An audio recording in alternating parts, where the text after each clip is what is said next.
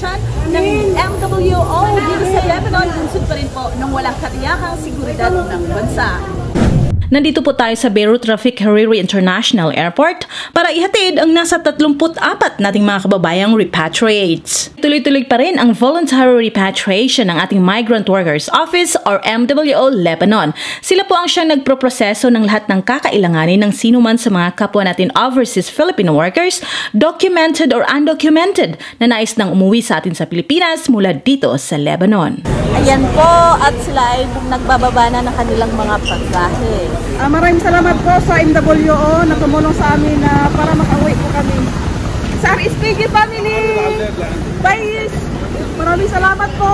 As you guys can see, kanya-kanya ng hakot ng kanilang mga bagahe ang mga kababayan nating uuwi na inalalayan ng mga kawani ng ating MWO Lebanon. At para hindi tayo makaabala sa ibang mga pasahero, pumesto tayo sa departure entrance na sarado and make this as an assembly area where the MWO Lebanon personnel accounted all our kababayan repatriates. At dahil we cannot stay here longer, mabilisan ang ating pagtatanong sa mga kababayan nating repatriates na tumugon sa panawagan ng ating gobyerno na umuwi na habang bukas pa ang paliparan at nang makauwing ligtas. So, bakit po tayo uwi this time?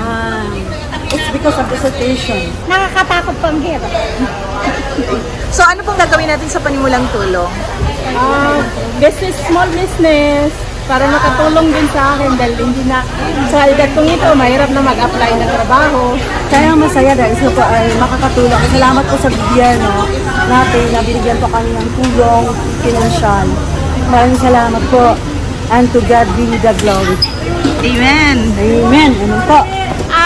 Siguro po magninegosyo. Maraming salamat po sa MWO, sa DSWD, sa OWA. Maraming salamat po sa lahat po ng tulong. At uuwi po kami ng ligtas sa Pilipinas. Nagpapasalamat din sa gobyerno, syempre, kasi sa tulong na ibinibigay, yun lang ang masasabi. At maraming salamat dito sa Lebanon na nag-stay ng matagal at nakayanan naman ang lahat. Samantalang hindi naman natin inaasahan na may ilan tayong mga kababayang uuwi na naging emotional. Maraming salamat po sa mga tumulong po sa amin. Dahil sa tulong nila po ay makakauwi na po kami. Ay, ano po yung kuha na yan, ma'am? Tears of joy, madam. Sometimes I have to keep on breathing in. My lungs are filled with too much pain. Pasalamat din po kasi hindi po talaga maganda yung inabot ko sa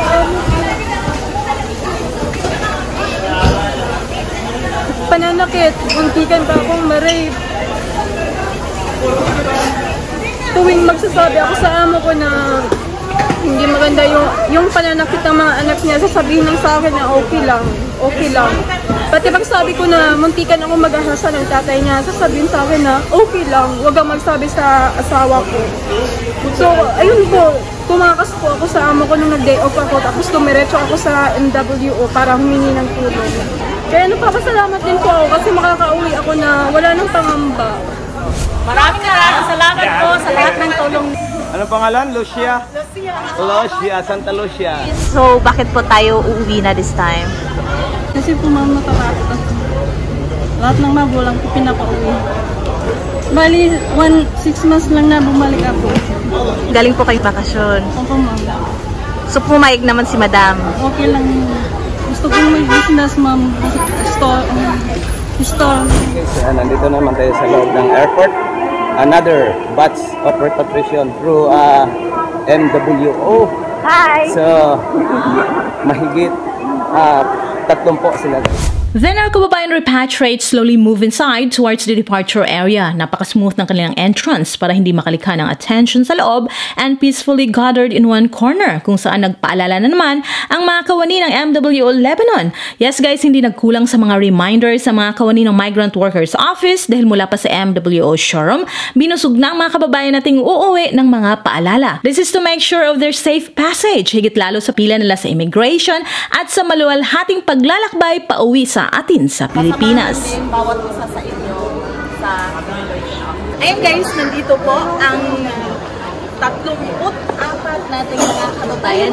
Pawang po sila mga documented at of course nandito po ang Migrant Workers Office na siyang mag-a-assist sa kanila hanggang po makaalis yung eroplano. Ayan. So, patuloy pa rin po ang pagpaparepatriate ng kapwa natin OFWs dito sa Lebanon. Kaya kung sa mga nagtatanong kung kailan matatapos ang repatriation, wala pa pong katiyakan. Katulad po ito ng seguridad ng bansang Lebanon na napaka-volatile po. Uwi na po ako kasi mahirap na dito. Takot na po ma'am sa nangyari sa Lebanon, madam. Pagka uwi po, madam, babalik po ng ibang bansa po para sa...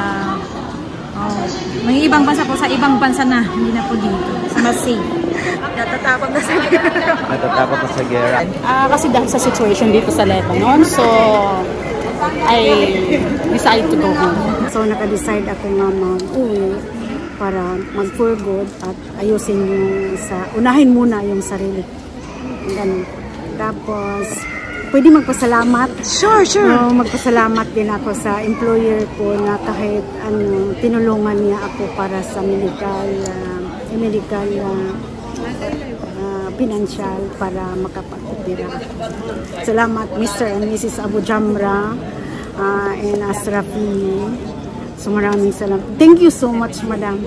Sa gobyerno natin, salamat sa pagtulong namin para makauwi makasali sa program na repatriation, voluntary repatriation, o sa tanan nga assistance nga mo nadawat galing sa MW office.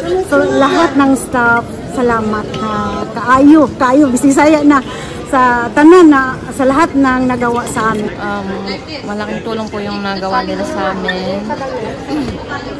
Malaking pasasalamat sa MWO. Ay, maraming salamat sa MWO na nakauwi ako for 6 years.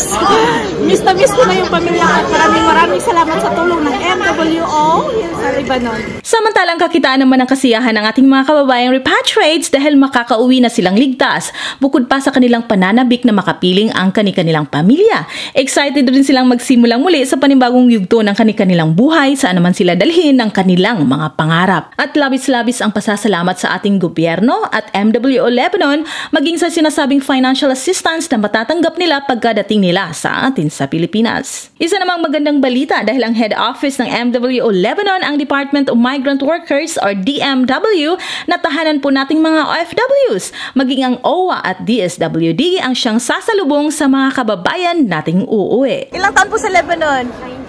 19? Bakit nauwi na po tayo this time? Thank you so much, MWO. Ayun guys, nakapasok ng mga kababayan natin yung uuwi today and pawang po mga documented. Yes guys, at lahat naman sila may papel, so very smooth ang kanilang pagbiyahe ngayong araw na ito guys. Yes, wala pong aberya yan. So sa mga magnanais po na umuwi, lalo na po kung OFW, documented man or hindi, tumawag lang po sa MWO hotline or pumunta po sa kanilang tanggapan. Matatagpuan po ito sa Hadaf Baabda, harap po ng Happy Supermarket. Yung dating old embassy building guys. Doon po yung MWO and OWA. Pagkatapos po nating mag-fill out dun sa repatriation form, dumiretso na po kayo doon sa MWO office. Huwag na po kayong mag-antay ng tawag nila para po mas mabilis ang inyong pag-uwi. Documented or undocumented. So guys, that was all for today's episode. Maluwalhati po nating naihatid ang mga kababayan nating uuwi today. Sila po ay mga kapwa natin OFWs na talagang nag-decide na umuwi. Karamihan po sa mga nakausap natin ay natatakot po sa sitwasyon dito sa Lebanon. Wala pa rin pong katiyakan ang seguridad ng Lebanon, kaya naman po patuloy pa rin ang repatriation ng ating MWO. Ito po ay joint effort ng Philippine Embassy at ng OWA. Bagamat this particular repatriation po, sila ay pinroseso ng ating Migrant Workers Office. Kaya kudos po sa Migrant Workers Office kung saan marami po na mga kababayan natin ngayon ang napauwi. Thank you guys for watching. Until next time, stay connected, stay safe, and God bless us all. So yan ang